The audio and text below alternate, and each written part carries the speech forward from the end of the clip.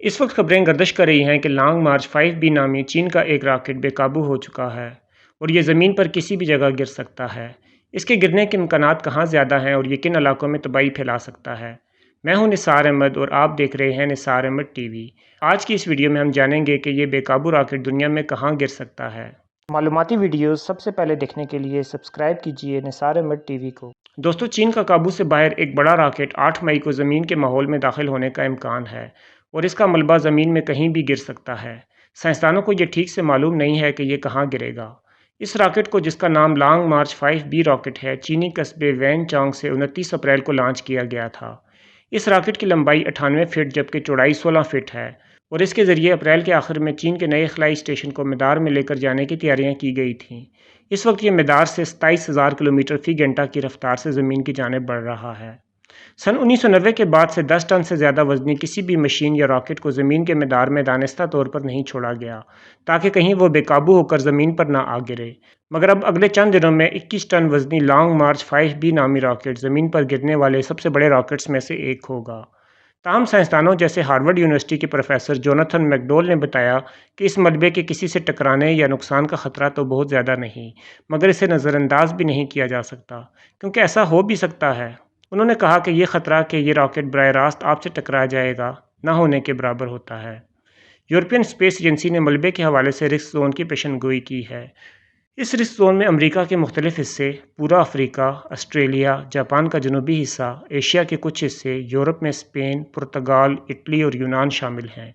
اتنے بڑے رقبے کی پیشن گوئی کی وجہ یہ ہے کہ راکٹ کی رفتار بہت زیادہ ہے اور زمین کے ماحول میں معمولی تبدیلی سے بھی ملبے کے گرنے کے مقام میں تبدیلی آ سکتی ہے۔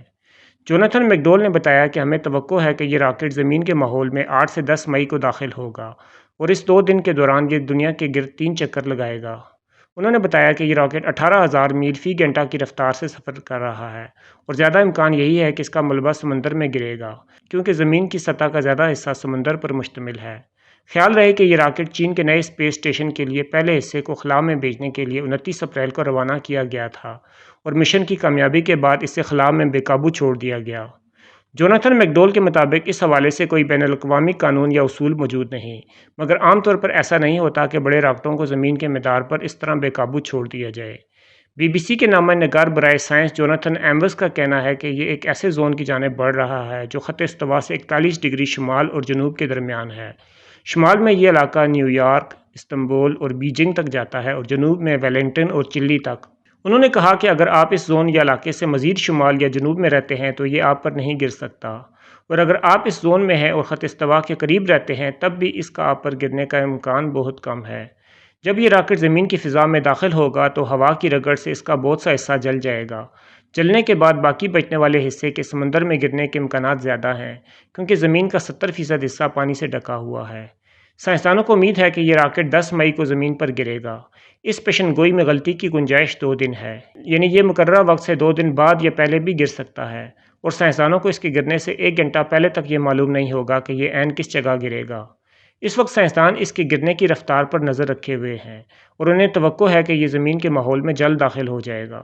اس رپورٹ کے پس منظر میں امریکی وزیر دفاع لائیڈ آسٹن نے جمعرات کے روز کہا ہے کہ پینٹاگون چین کے بے قابو راکٹ پر نظر رکھے ہوئے ہے، لیکن انہیں امید ہے کہ یہ کسی ایسی جگہ نہیں گرے گا جہاں سے کسی کو نقصان ہو۔ ویڈیو دیکھنے کا بہت شکریہ۔ اگر آپ اس چینل میں نئے ہیں تو چینل کو سبسکرائب کر لیں اور ویڈیو کو لائک اور شیئر ضرور کریں۔ شکریہ۔